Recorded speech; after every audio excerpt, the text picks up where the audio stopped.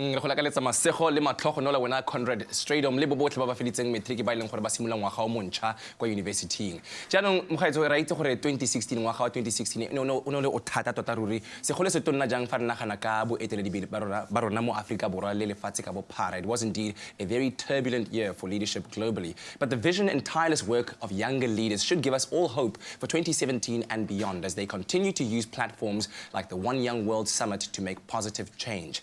Now, while our African leadership can seem a little disconnected from the needs of the people, these young African movers and shakers share their hopes to build our beautiful continent.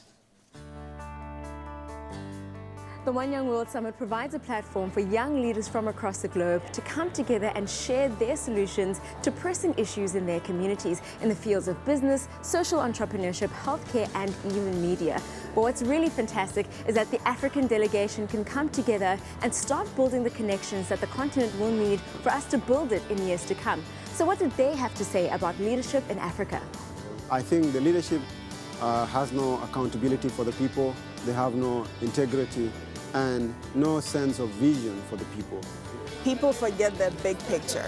So they come in as leaders, presidents, and then they come in with an agenda. I'm going to do A, B, C, and D. It's all about them, what they can do. Infrastructure is really poor.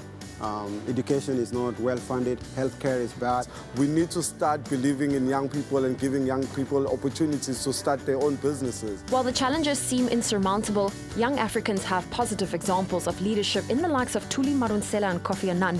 Many also shared their concerns about poor access to education. In my community, 74 or 70% of the population don't have higher education. The only education they have is grade 12 if they were lucky.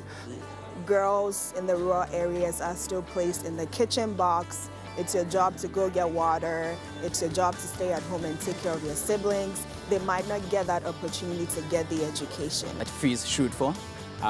This was a promise given to us as youth, and that promise hasn't been fulfilled. Nelson Mandela summed it up and said, the best way to a better life for any child in South Africa, regardless of race, is education.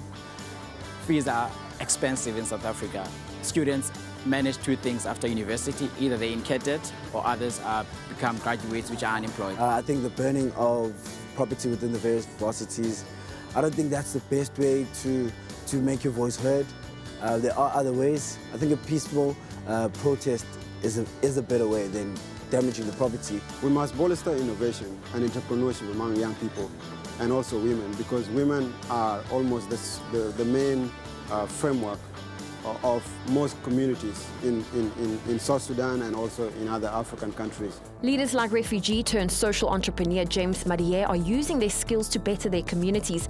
Others energize their peers by challenging them and sharing stories of encouragement and success. Right now I'm working on a solar-powered irrigation system that is aimed at irrigating arable land to provide water as well as green pastures for livestock keepers so that their cows during the dry season don't have to die from lack of water as well as lack of green pastures. Joining organizations within your university or non-profit organizations within your community is really helpful, because you're then gaining the skills that are needed to actually impact communities as well as solving the problems within your community, so you can then grow up to solve bigger problems within the world. So I really feel that it starts with where you are right now. What are you doing? We have a lot of resources, so we need to find better stewardship for those resources and utilize them very well. It's about giving back to the people who voted for me. It's not about me